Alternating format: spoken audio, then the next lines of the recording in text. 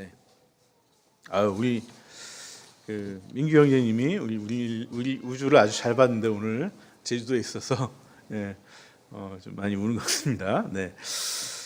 오늘 이제 교회적으로 한 해의 마지막 주일입니다. 우리 세상의 달력으로는 12월 31일이 마지막 날이지만은 교회적으로는 오늘이 마지막 주일이에요. 그리고 다음 주가 바로 대림절이죠. 그래서 성탄절을 기다리는 것이 이제 4주간의 대림절인데, 이 대림절을 시작으로 새로운 교회적 한 해가 시작되는 것입니다. 그래서 교회적으로 마지막 주인 오늘을 어떻게 말씀하냐면 왕이신 그리스도 축일이라고 이렇게 명명을 합니다. 한 해의 마지막 주일을 왕 되신 예수님을 우리가 선포하고, 또 완전한 왕으로 오실 그 예수님의 그 재림을 또 소망하는 마음으로 우리가 마지막을 이렇게 왕 되신 그리스도 축일로 지키는 것이죠. 이 마지막 이 주일에 또 우리 요한계시록 마지막 장을 함께 살펴보는 것이 참으로 또 의미가 있다라는 생각이 듭니다. 드디어 이제 20번에 걸쳐서 요한계시록 정말 자세히 살피지 못했습니다. 근데 우리가 전체적인 윤곽은 우리가 빠지지 않고 잘 살폈는데요. 오늘 요한계시록 22장, 이 마지막 장은 요한계시록의 마지막 장이면서 동시에 신구약 66권 전체의 마지막 장이기도 합니다. 네. 즉 오늘 22장은 요한계시록의 결론이면서 동시에 성경 전체의 결론이기도 하다. 그런 의미가 있는 것이죠. 성경은요 총 66권이 있습니다. 구약 36권, 또 신약 21권, 아니죠. 구약 몇 권이죠? 39권, 네, 신약 27권 이렇게 있습니다. 그래서 총 66권이 있는데, 이 구약과 신약 성경은 정말 오랜 세월에 걸쳐서 성경이 쓰여졌어요. 그래서 계시와 감동을 받은 저자들이 이 기록을 해서 우리는 이 사람들을 저자라고 하지 않고, 요한계시록을 쓴 사람은 요한이지만 이 사람을 저자라고 하지 않습니다. 요한을 기자라고 합니다. 기자. 그러니까 받은 대로 기록한 거라고 한 거죠. 그래서 저자는 하나님이시죠. 하나님으로부터 나왔습니다. 그래서 오랜 세월 동안 이렇게 각 기자들이 저마다 다른 환경에서 만났던 하나님, 그리고 다른 환경에서 또 하나님의 계시를 받고 역사의 그 오랜 세월 동안 받은 것이 66권이에요. 근데 이 66권을 전체를 한번 보니까 마치 한 사람이 쓴 것처럼 그 내용이 통일성이 있다는 것이죠. 그리고 통일된 구조 안에 있어요. 그래서 우리가 성경을 볼 때 각 권을 또 우리가 이해하는 것도 필요하지만 전체적으로 이것을 또 볼 수 있는 그런 눈이 열려야지, 그래야 성경의 말씀이 정말 이 말씀이 정말 달구나, 성경의 말씀이 정말 좋구나라는 것을 우리가 느껴지게 되고 또 말씀을 잘 읽을 수 있게 되는 것이죠. 오늘 본문을 보시면요, 생명수의 강이 등장합니다. 생명수의 강. 근데 이 생명수의 강이 어디에 나오죠? 바로 창세기에 등장합니다. 창세기. 바로 에덴 동산에서 흘러나온 물이 바로 이 생명의 강인 것입니다. 우리 창세기 말씀 잠깐 보면 좋겠습니다. 2장 10절로 14절 말씀입니다. 저 교독하시죠. 강 하나가 에덴에서 흘러나와서 동산을 적시고 에덴을 지나서는 네 줄기로 갈라져서 네 강을 이루었다. 할라 온 땅을 돌아서 흘렀다. 그 땅에서 나는 금은 질이 좋았다. 부돌라라는 향료와 홍옥수와 같은 보석도 거기에서 나왔다. 기온인데 구스 온 땅을 돌아서 흘렀다. 셋째 강의 이름은 티그리스인데 아시리아의 동쪽으로 흘렀다. 넷째 강은 유프라테스이다.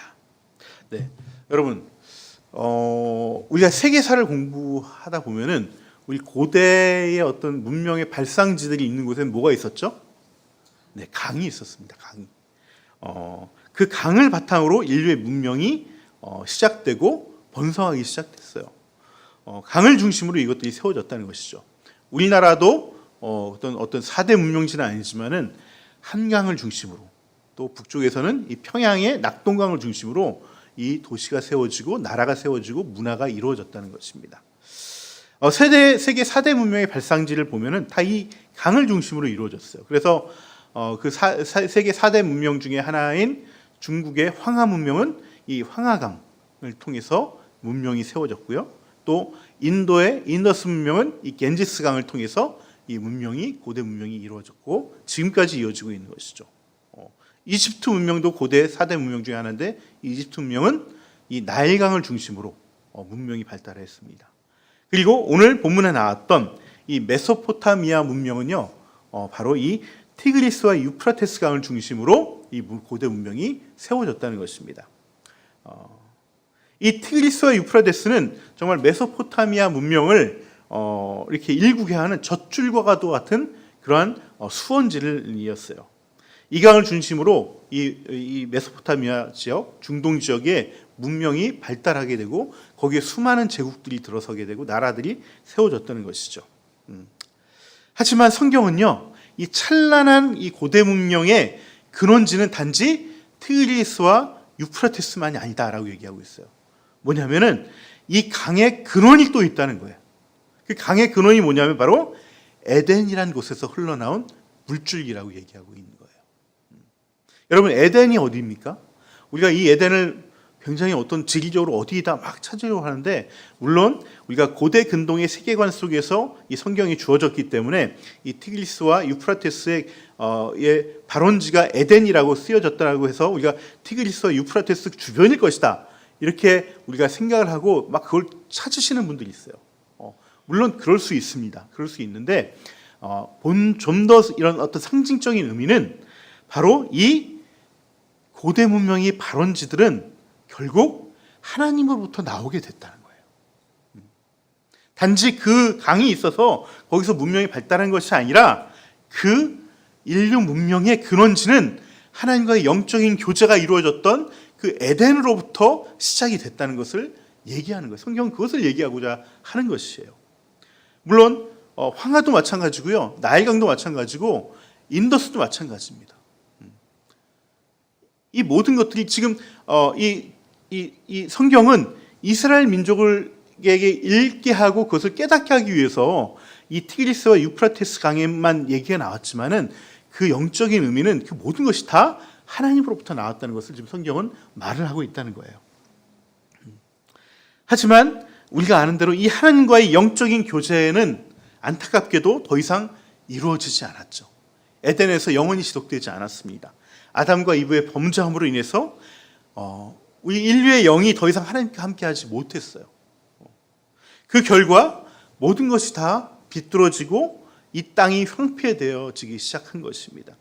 그래서 인류는 이제부터 힘겹게 노동을 해야 되고 또 잉태의 엄청난 고통을, 임신의 고통을, 분만의 고통을 가져야지만 생명을 얻게 됐습니다. 그것뿐만 아니라 인류는 모든 영역에서 타락하기 시작했어요. 이것을 칼빈이 뭐라고 얘기하면 전적인 타락이다, 이렇게 얘기합니다. 전적인 타락. 여러분, 이 전적인 타락이라는 것은 우리가 완전히 바닥까지 내려갔다는 것을 의미하는 것이 아니에요. 이 전적인 타락은 모든 영역에서 다 타락이 일어났다는 거예요. 물론 어떤 사람은 이 부분이 더 깊게 타락이 된 사람이 있고 어떤 사람은 저 부분이 더 깊게 타락이 된 것도 있어요. 하지만 그 정도의 차이는 다 다르지만은 전적으로 다 모든 영역에서 다 타락이 이루어졌다는 것을 말하는 것이죠. 그것은 다시 얘기하면은 그의 마음과 인류의 마음과 정신이 병들어가고 점점 어두워져 간다는 것을 말하는 것입니다. 하지만 이 하나님의 사랑과 은혜는요, 우리들이 실패한 자리에, 그 타락한 자리에서 다시 시작을 합니다. 그게 끝이 아니라고 얘기하는 것이죠. 그래서 이스라엘이 실패했던 자리, 바로 그 이스라엘이 망했던 자리, 바로 그 자리에서 다시 한번 소망을 갖게 하십니다. 그 소망이 바로 메시아 예수 그리스도에 대한 예언이에요. 이 구약은 그것을 얘기하는 것입니다. 이 소망을 환상으로 봤던 구약의 예언자가 있었습니다. 선지자가 있었습니다. 그 선지자가 바로 에스겔이었죠. 에스겔은 먼 미래 메시아의 출현과 더불어서 이 에덴이 회복되는 것을 환상으로 바라봤어요. 이게 바로 에스겔 47장에 나옵니다. 우리 말씀을 같이 한번 또 읽도록 하겠습니다. 저 교독하시겠습니다. 그가 나를 데리고 다시 성전 문으로 갔는데 보니 성전 정면에 동쪽을 향하여 있는데 문지방 밑에서 물이 솟아나와 동쪽으로 흐르다가 성전의 오른쪽에서 밑으로 흘러내려가서 제단의 남쪽으로 지나갔다.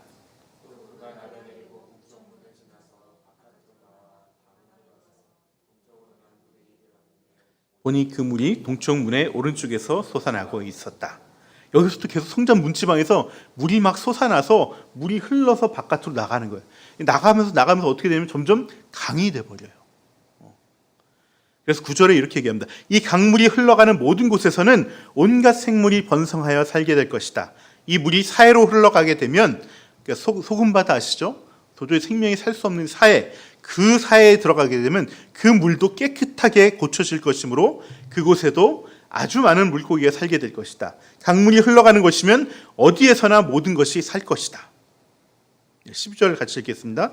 그 강가에서는 이쪽이나 저쪽 똑같이 온갖 종류의 먹을 과일 나무가 자라고 그 모든 잎도 시들지 않고 그 열매도 끊이지 않을 것이다. 나무들은 달마다 새로운 열매를 맺을 것인데 그것은 그 강물이 성소로부터 흘러나오기 때문이다. 그 과일은 사람들이 먹고 그 잎은 약재로 쓸 것이다. 어떻습니까? 오늘 요한계시록 12절에 나오는 그 내용과 또 2절에 나온 그 내용과 같은 것이죠. 우리 2절 말씀, 강 양쪽에는 생명강이 흐르는데 그 12종류의 열매 맺는 생명나무가 있어서 달마다 열매를 맺고 그 나뭇잎은 민족들을 치료하는 데 쓰인다. 우리 요한계시록 이렇게 얘기하지 않습니까? 이것을 에스겔은 이미 2500년 전에 이것을 예언하고 있다는 것이에요. 창세기에서는 이 강물이 에덴에서 시작됐지만 에스겔의 환상에서는 이 강물이 성전에서 흘러나옵니다. 그럼 창세기는 에덴이고 에스겔은 성전이라고 해서 다른 게 아니에요. 여러분, 아까 에덴에서 제가 말씀드릴 때 이 에덴은 뭘 얘기한다고요? 하나님과 인간의 영이 만나고 교제했던 곳. 이 성전이 뭡니까? 성전이 하나님 만나는 곳이잖아요. 이 에덴이 성전이었어요, 사실은. 이 성전의 가장 중요한 기능이 바로 죄로 인해 하나님과 끊어졌던 사람들이 제사를 통해서, 예배를 통해서 하나님을 만나는 것이 바로 성전이었어요. 그것이 구약의 성전이었습니다. 바로 그 성전의 회복을 통해서 하나님과의 영적인 교제와 영적인 만남이 회복되는 것이 바로 에스겔이 예수님이 오시기 전에 봤던 새 예루살렘의 환상이었다는 거예요. 그런데 에스겔이 보았던 이 새 예루살렘의 이 환상은요, 먼 미래에 회복되는 것이 아니라 바로 예수님이 왔을 때 회복이 됐다는 것이죠. 그때부터 회복이 시작됐다는 거예요. 그 이야기가 바로 어디에 나옵니까? 요한복음에 나옵니다. 요한복음에. 네. 제가 올 초에 요한복음을 강의했었는데, 제가 요한복음 강의를 하면서 계속 반복해서 말씀드린 게 있습니다. 그게 뭐냐면은, 기억하실지 모르겠지만 이 요한복음의 큰 주제는 바로 예루살렘에 고정되어 있는 그 물리적인 어떤 그 성전이 아니라 움직이는 성전. 예수님이 성전이 되어서 이 땅 가운데 오셨다는 거예요. 그래서 이 성전에 가지 못했던 많은 장애인들이나 또 죄인들이 예수님의 만남을 통해서 회복되어지고 하나님을 만나게 됐다는 것. 이것이 요한복음의 주제라고 제가 말씀드렸습니다.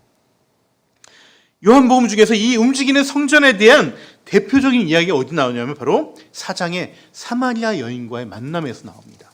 우리 이 요한복음도 같이 한번 읽어보도록 하겠습니다. 사마리아 여자가 예수께 말하였다. 선생님은 유대 사람인데 어떻게 사마리아 여자인 나에게 물을 달라고 하십니까? 유대 사람은 사마리아 사람과 상종하지 않기 때문이다. 읽어주시죠. 선물 아니고 또 너에게 물을 달라 하는 사람이 누구인지 알았더라면 도리어 내가 그에게 청하였을 것이고 그는 너에게 생수를 주었을 것이다. 여자가 말하였다. 선생님에게는 두레박도 없고 이 우물은 깊은데 선생님은 어디서 생수를 구하신다는 말씀이십니까? 말입니까?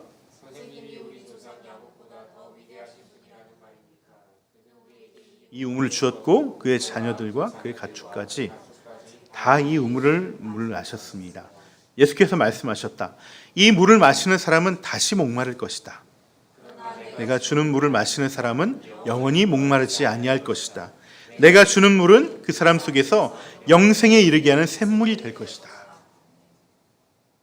여러분, 이 요한복음을 보신 분들은 아시겠지만은 이 여인은 정말 인생의 정말 쓴맛, 정말 바닥까지 간 여인이에요. 인생의 좌절을 맛본 여인이에요. 지금도 그 인생의 고통이 진행 중에 있는 여인이에요. 이 여인은 무려 남편이 5번이나 바뀌었어요. 그리고 지금 살고 있는 이 남편도 자기 남편이 아니에요. 지금도 이렇게 이혼을 5번이나 했다? 어디 가서 얘기야 못 하잖아요. 근데 그 옛날 그 고대에서는 이혼 한 번만 한 것도 정말 엄청난 치욕이고 수치였어요. 근데 5번이나 했어요. 지금 살고 있는 남편도 자기 남편이 아니에요. 그래서 보통 한 낮에는 물을 기르러 오지 않습니다. 너무 더워서. 저녁 때 오는데 저녁 때 오지 않은 이유가 왜? 사람들 많은데 가기 싫은 거야. 혼자 몰래 물을 기르고 있다가 그 물 기는 여인을 예수님께서 일부러 사실 만나러 오신 거예요.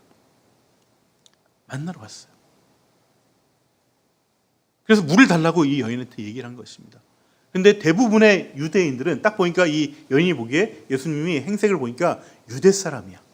근데 유대 사람들은 이 사마리아 사람들한테 말도 안 섞어요. 왜? 이 사마리아 북이스라엘은 이미 오래전에 이방 민족의 침입을 당해서 망해버렸거든요. 그리고 피가 섞여버렸어요.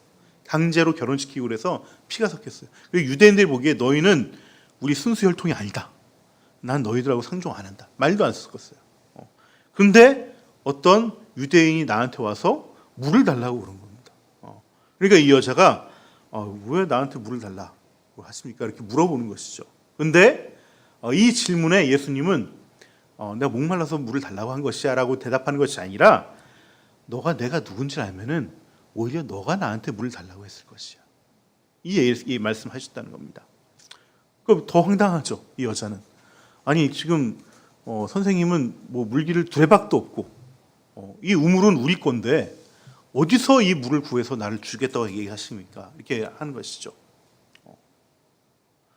사실 이 우물은 야곱의 우물이라고 야곱이 팠던 우물입니다. 그래서 이 사실은 이 북이스라엘 사람들한테 이 사마리아 사람들한테 이 우물은 굉장히 가치가 있는 우물이에요. 그러니까 내 정체성. 그러니까 나는 유대 사람들은 우리를 깔봐요. 상종하지 않아요. 근데 유일하게 자기의 민족적 자존심 어디서 찾느냐? 나는 야곱의 자손이야. 우리 땅에 지금 야곱이 팠던 이 우물이 지금도 있어. 이게 자신들의 유일한 자존심이었거든요. 근데 왜 이걸 우리한테 달라고 하면서 자기가 물을 주겠다고 얘기하니까 이해가 안 가는 거예요. 하지만 예수님께서 말씀하셨던 이 물은 육체의 갈증을 풀어줄 그런 물을 얘기하는 것이 아니었어요.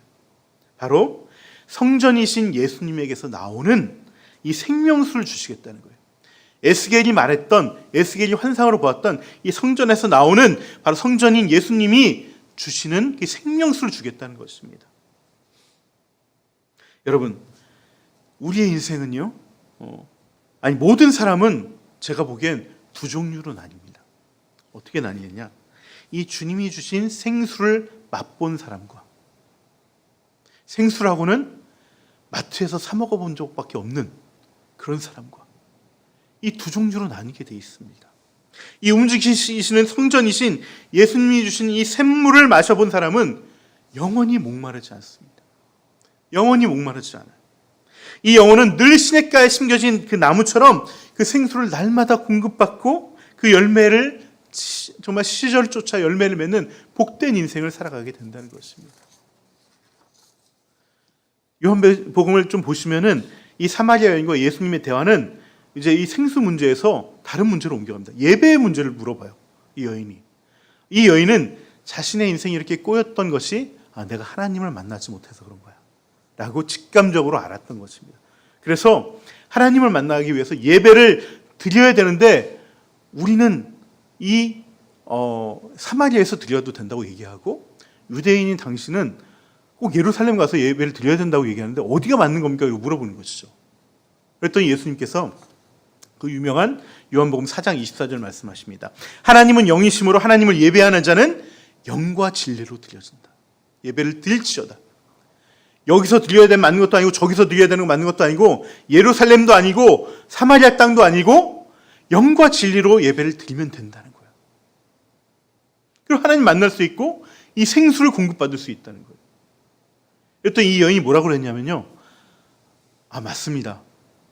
앞으로 메시아가 오시면은 이 일이 일어나게 될 거라고 저는 믿습니다. 그렇게 고백을 한 거예요. 그러자 예수님이 뭐라고 하셨냐면 그 메시아가 바로 나다.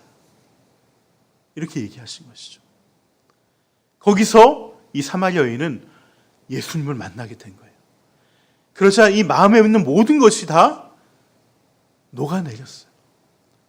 예수님이란 생수를 맛보고 나자 그는 너무나 기뻐서 어디로 갔냐면 사람들을 만나러 가기 시작했어요. 그전에는 맨날 이 수치와 부끄러움 때문에 숨어지대던 사람이 사람들을 만나서 내가 메시아를 만났다. 내가 생수를 맛봤다. 이렇게 전도하고 말을 전하기 시작했다는 거예요. 아주 놀라운 변화가 일어난 것이죠. 여러분, 이 변화가 너무나 원하지 않습니까? 원하지 않습니까? 저는요, 사실 이 사마리아 여인을 예전에 읽을 때마다 사실은 너무나 답답했어요. 왜 답답했냐면은 나는 예수님도 알고 세례도 받았고 예수님도 영접하고 믿음도 있는데 왜 내 마음은 이렇게 맨날 어려운 걸까? 왜 내 마음은 날마다 이렇게 분노로 가득 차 있을까? 말씀을 듣고 예배를 드릴 때면 은혜도 받고 평안을 누리지만은 다시 삶으로 돌아오면은 여전히 나는 분노가 차는 거예요. 내 마음이 볶이는 거예요. 저는 제가 20대, 30대 어머니가 20살 때 돌아가셨죠. 그 이후에 아버지하고 둘이서 살았습니다. 제 여동생은 집을 뛰쳐나왔고 아버지하고 둘이서 지금까지 살았죠. 2018년도 돌아가실 때까지. 그전 5년 전에 제 아내가 결혼하기 전까지는 아버지와 둘이 살았어요. 근데 아버지하고 너무 안 맞는 거예요. 어렸을 때는 그냥 뭐 그런가 보다 하고 참으면서 지냈어요. 근데 머리가 커지고 나도 청년이 되니까 도저히 나는 이 아버지를 받아들일 수 없는 거예요. 하루에도 몇 번씩이라도 아버지와 인연을 끊고 싶었어요. 매일매일 아버지와 부딪히는 거예요. 늘 자기 마음대로 하시고 거친 말을 쏟아내고 나를 핀잔 주는 아버지가 너무나 싫어요. 마흔이 넘은 나를 사람들 앞에서 따귀를 때리려고.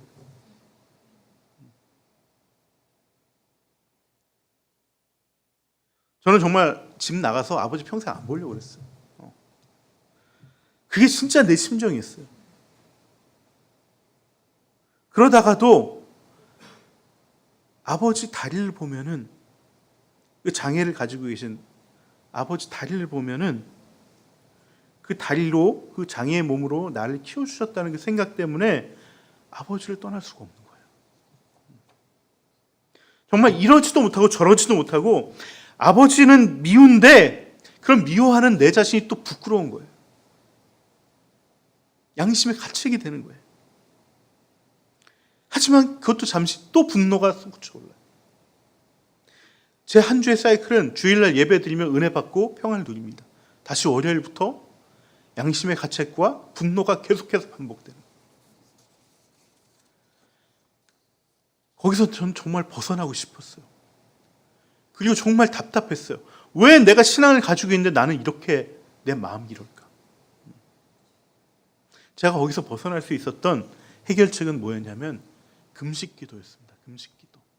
제가 그때 레스토랑을 하고 있었을 때인데 30대 후반이었죠. 네. 음식을 만들면서 요리를 하면서 일주일 동안 금식을 했어요. 너무나 집에 들어가면 정말 이런 표현에서 죄송합니다. 미쳐서 돌아버릴 것 같은 거예요. 진짜. 그래서 음식하면서도 일주일도 금식을 해서 간만 보고 다시 뱉었어요.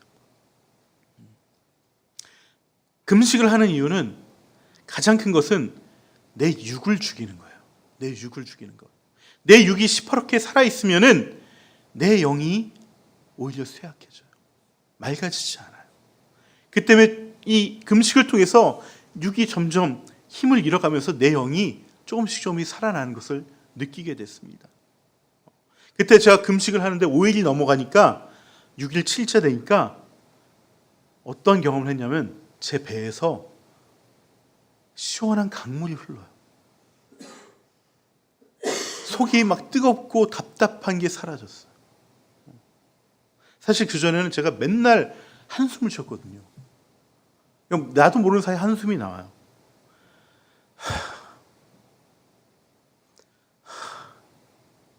이게 무슨 힘든 일이 있어서가 아니에요. 그냥 앉아있다도 한숨이 나와요. 탄식이 나와요. 아마 제가 지금 생각해보면 그때 아마 우울증에 빠져 있었던 것 같아요. 우울증에.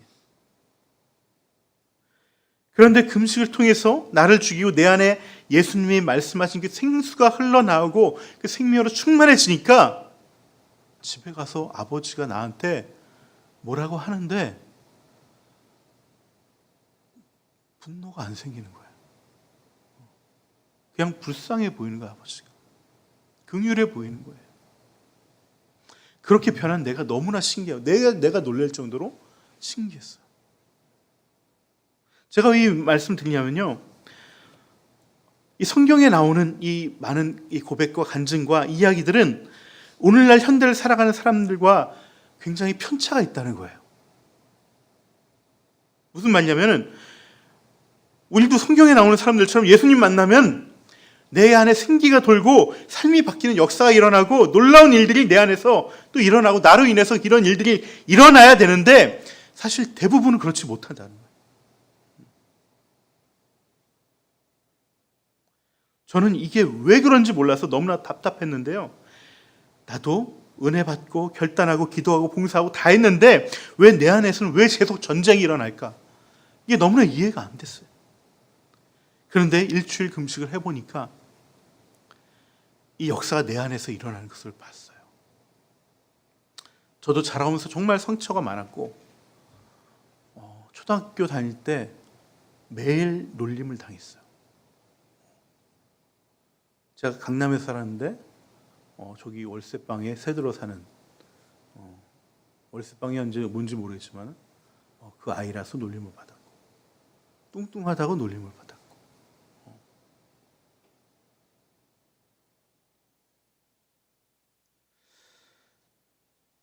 그 어려움도 많이 겪었습니다. 근데 이 얘기는 무슨 얘기냐면은 내 혼과 육이 너무나 병들어져 있었다는 거예요. 너무나 병들어져 있었던 거예요.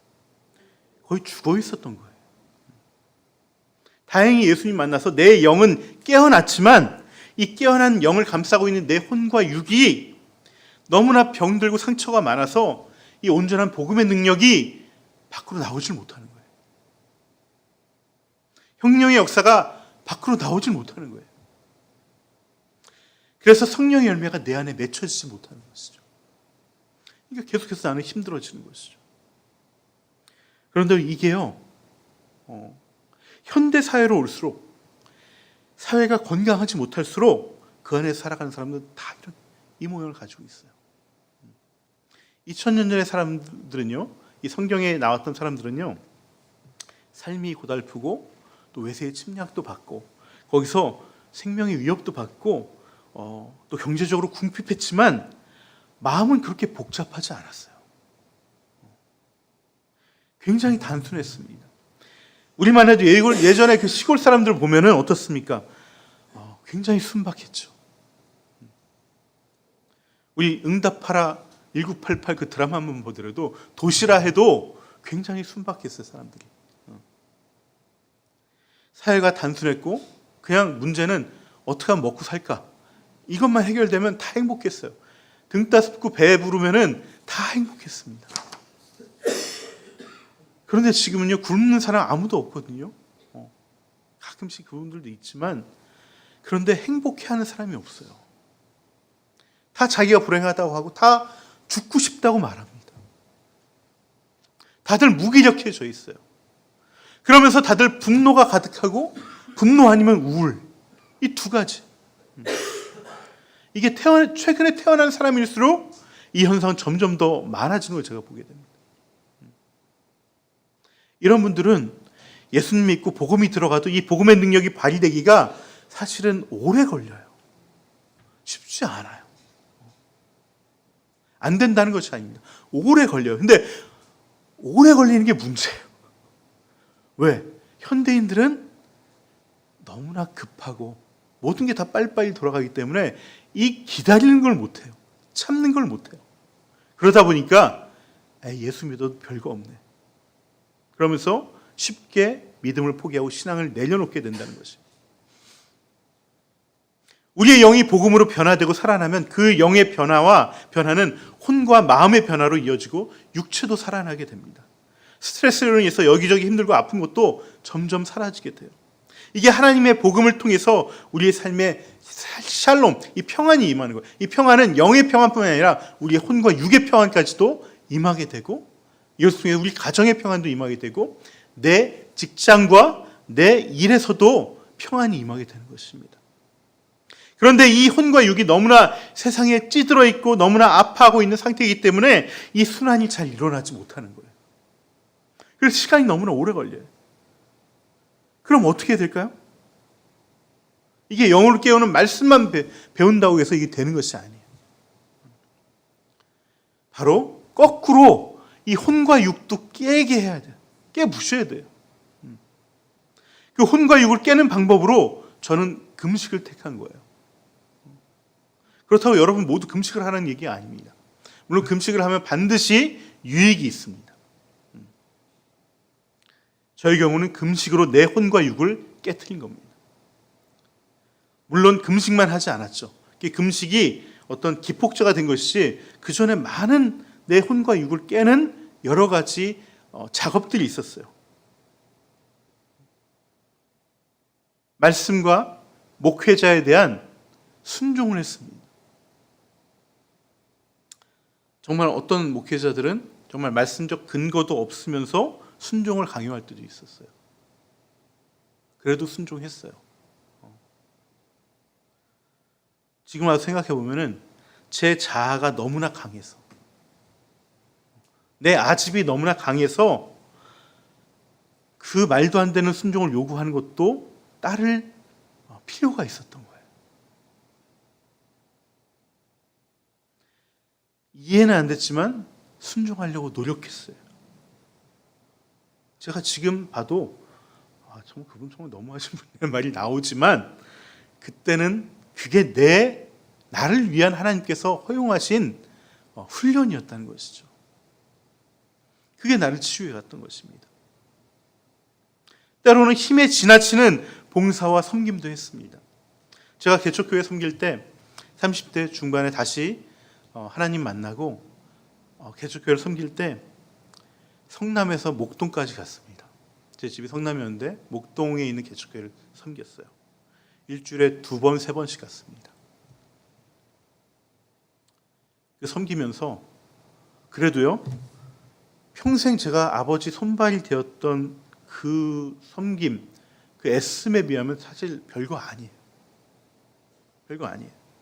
그런데 여러분, 가족을 섬기는 건요, 사실 어쩔 수 없이 하는 경우가 많습니다.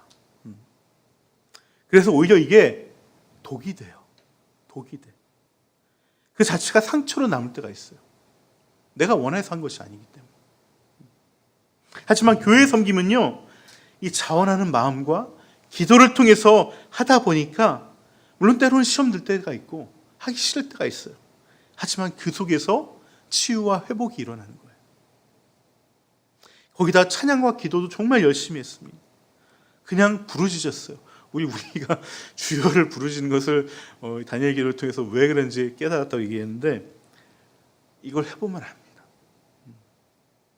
그 당시에는 또 그게 이렇게 안 하면은 내가 죽을 것 같았어요. 정말 부르짖었어요.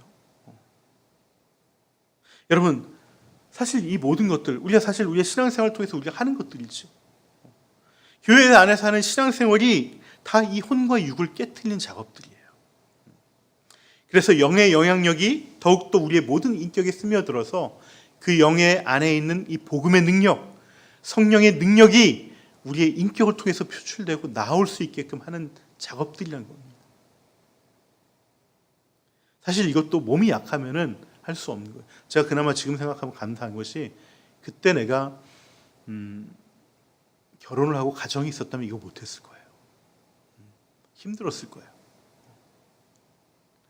지금 생각하면 내가 결혼을 못한 거에 대해서 40이 넘어서 45이 돼서 결혼했는데 그때는 왜 주님 저 왜 결혼을 못하는 거야 이렇게 하나님 원망하기도 하고 그랬었지만 내 상황이 너무나 열악했기 때문에 그걸 허락하시지 않으셨던 것이죠. 그나마 가정이 없는 총각이었기 때문에 이 작업들을 내가 할 수 있었던 거예요. 또 체력도 됐었던 것이죠. 근데 이것도 없어서 못하시는 분들도 많이 있어요. 어려움이 겪는 분들이 많이 있어요. 요지는요, 제가 드리고 싶은 마음은 이런 혼과 육을 깨는 작업들은 내 수준에서 각자 수준이 다 다르거든요. 환경이 다르거든요. 그 속에서는 힘에 부칠 정도로 적극적으로 하셔야 된다는 거예요. 이 기간이 있어요. 이거 평생 하라는 것이 아닙니다. 물론 평생 우리는 훈련 받아야 되지만 그 강도 높은 훈련, 내가 버겁게 여겨지는 이 훈련은 처음에 어떤 시간에 필요한 시간들이 있다는 거예요. 우리 모두 전적으로 타락한 상태, 그러니까 내 삶의 모든 영역이 죄로 신음한 상태에 있습니다. 한마디로 영적인 눈으로 보면은 다 환자라는 거예요. 환자. 다 영적인 환자지만은 어떤 사람은 그냥 통원 치료하는 것만으로 충분히 치료할 수 있는 사람이 있어요. 그냥 주일날 예배 드리고 이렇게 왔다 갔다 하는 것만으로 치유가 조금씩 나가서 길게 치유하는 사람도 있습니다. 하지만 어떤 사람은 통원 치료만으로 안 되는 사람이 있어요. 입원해야 하는 사람도 있고요. 또 입원해도 수술해야 되는 사람이 있고요. 정말 중환자실에 들어가야 되는 사람도 있어요. 너무나 급박한 사람들도 있다는 것이죠. 그런데 대부분 이 환자들은 내가 급박한지 몰라요. 내가 지금 중환자실에 들어가도 입원해야 된다는 걸 몰라요. 내 병은 내가 잘 알아. 어디서 많이 들어봤죠? 근데 이렇게 얘기하고 이 치료를 안 하시는 분들이 많다는 것입니다. 그래서 저처럼 그때 30대 때 저는 너무나 심각한 상황이었어요. 금식을 하거나 또 엄청난 삶의 고난을 막 부르짖으면서 뚫고 나가야 되는 거예요. 제가 다니엘 기도에 오라고 말씀드리는 거는 안 와도 되시는 분들도 있어요. 정말 와야 되는 사람들은 안 온다는 거예요.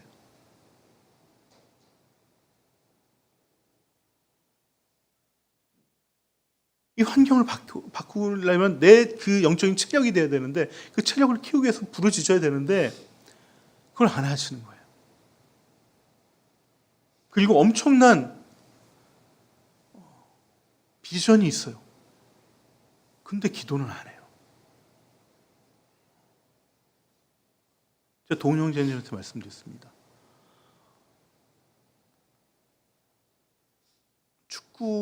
본인가 축구를 하는데 축구에서 물론 다 잘 살 수 있어요. 근데 축구 정말 어려운 거잖아요.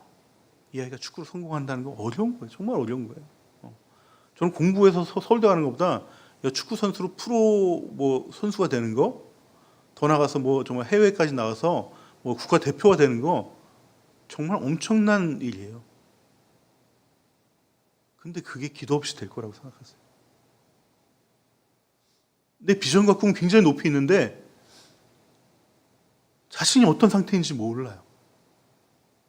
거기에 아무것도 노력을 하지 않아요.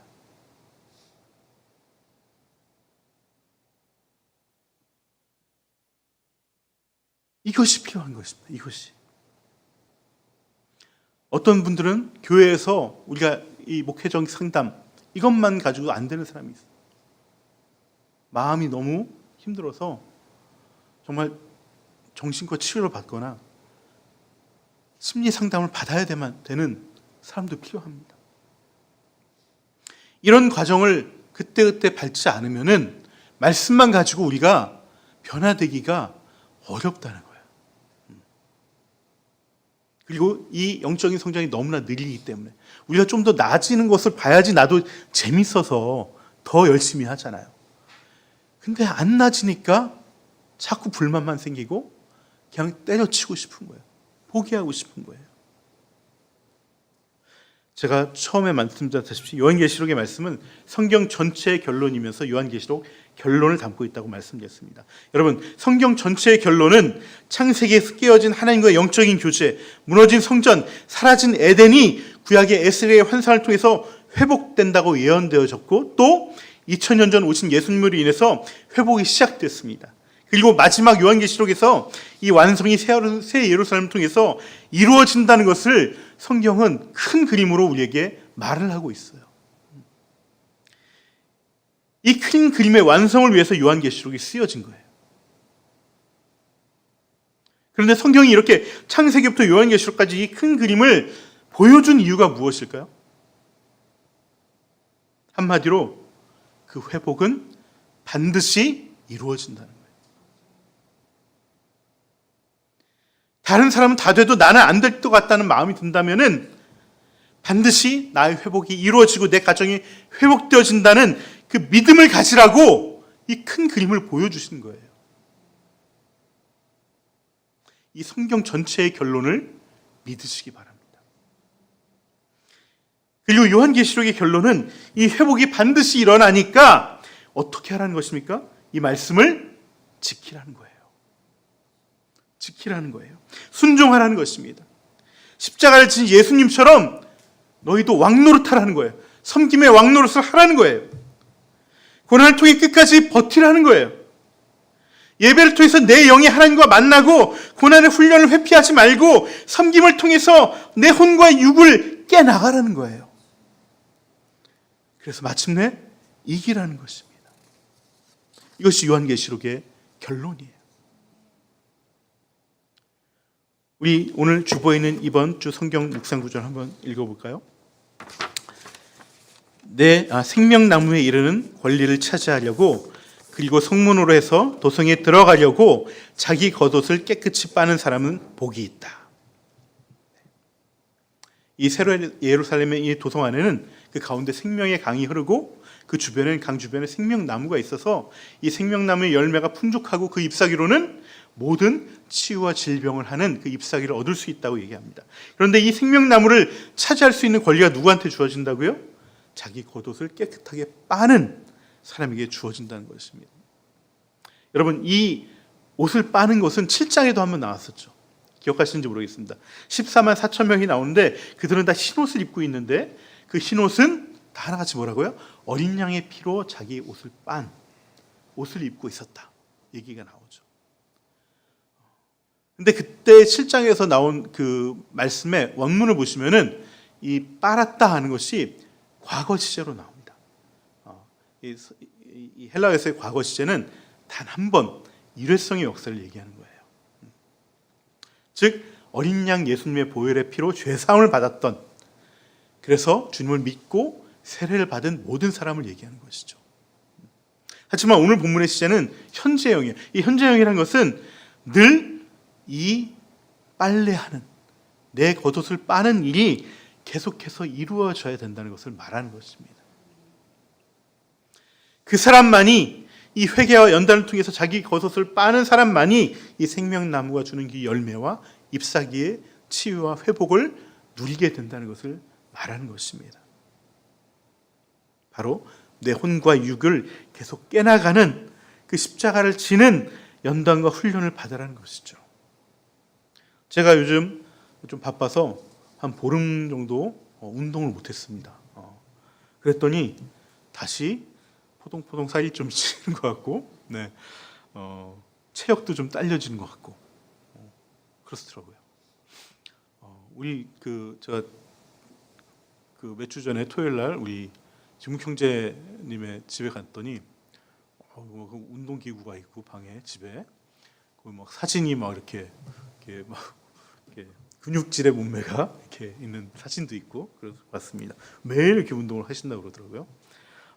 여러분, 영적인 훈련과 성장도 마찬가지예요. 예배와 혼과 육을 깨는 이 작업을 게을리하면은 이 생수의 강을 우리가 계속해서 누리지 못해요. 이 생명나무의 잎사귀가 우리를 치유하지 못해요. 주님은 오늘 말씀에서 내가 속히 오겠다고 말씀합니다. 속히. 이 속히 온다는 말씀은요, 두 가지 의미가 있습니다. 뭐냐면 하나는 반드시 온다는 거예요. 반드시. 그리고 더 이상 미룰 수 없다는 거예요. 오늘 말씀 가운데 이런 말씀이 있습니다. 이제는 불의를 행하는 자는 그대로 불의를 행하고 더러운 자는 그대로 더러운 채로 있으라. 의로운 사람은 그대로 의를 행하고 거룩한 사람은 그대로 거룩한 채 있으라. 이 말을 어떻게 들으면 굉장히 운명론적인 거죠. 나는 실패했으니까 더 이상 그냥 그대로 살아. 이런 얘기로 들리는데 그것이 아니라 바꿀 시간이 없다는 거예요. 내가 속히 올 거니까. 이거는 영적인 경고예요. 실제적으로 바꿀 시간이 없다는 게 아니라 영적인 그만큼 긴박감을 가지고 이 영적인 훈련에 이 연단에 게을리하지 말라는 것입니다. 그리고 반드시 온다는 거예요. 반드시. 여러분, 예수님은 이 반드시란 말을 잘 쓰지 않으셨는데 세 가지 경우에 있어서 이 반드시라는 말을 쓰셨어요. 첫 번째는 뭐냐면은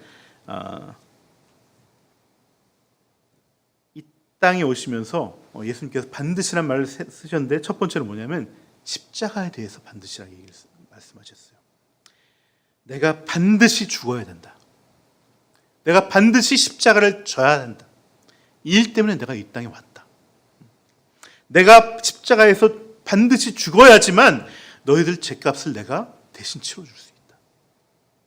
그리고 그 말씀대로 십자가에 달려서 죽으셨습니다.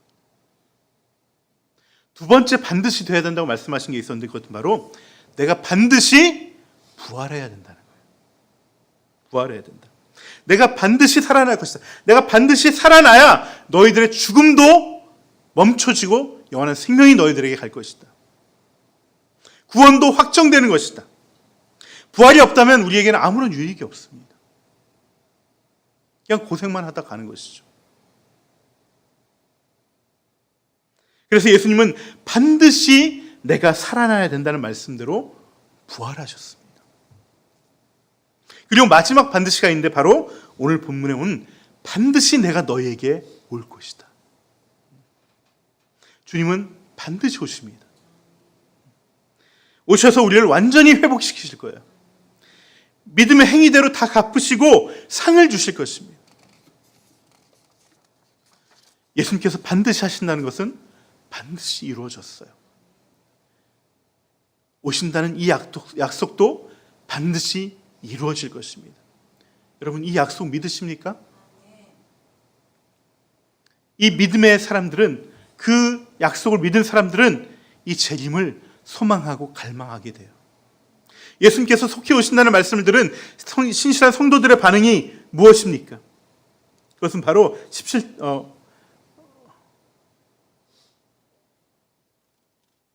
17절에 이렇게 나옵니다. 아멘 주 예수여 어서 오시옵소서. 아멘 주 예수여 어서 오시옵소서. 이 말을 헬라어로 아람어로 바꾸면은, 헬라어가 이제 아람어로 바꾸면은, 아람어가 이제 히브리어가 거기서 삽니다. 그 당시에 이스라엘 사람들이 썼던 말이죠. 아람어로 바꾸면 마라나타라는 말이에요. 마라나타. 아멘 아멘 마라나타. 아멘 아멘 주 예수여 어서 오시옵소서. 오늘 17절 말씀을 보시면은 이 내가 속히 간다는 말씀을 듣고서 이 어서 오시옵소서라는 말을 누가 했냐면 바로 내 안에 계신 성령님과 성도들이 이 고백을 했다고 얘기하고 있습니다. 우리 안에 계신 성령님과 우리가 한 목소리로 주님의 오심을 갈망하면서 외쳤다는 것이었어요. 왜 이렇게 외칠 수 있습니까? 날마다 자기의 겉옷을 빨며 이 훈련과 연단을 통해서 내 혼과 육을 깨고 내 영에 스며진 이 복음의 능력이 발휘되고 내 삶의 샬롬을 원했던 사람들은 이 완성을 너무나 보고 싶은 거예요. 여러분, 내가 어떤 예술 작품을 만드는데 뭔가를 하는데 하다가 뭐 급한 일이 있어 못했다고 해보세요. 그럼 그거 다시 하고 싶지 않으세요? 그 끝을 보고 싶지 않으세요? 끝을 보고 싶어하는 사람은 이것을 했던 사람들이 끝을 보고 싶어하는 거예요. 날마다 자기 겉옷을 빨면서 자신의 상처와 아픔을 치유하고 이 영혼육이 온전해져 가려는 사람들이 마라나타를 외칠 수 있는 거예요. 왜? 그분이 오셔야지 이것이 완전하게 이루어지기 때문에 그렇습니다. 이것을 갈망하며 나가는 저와 여러분이 되면 좋겠습니다.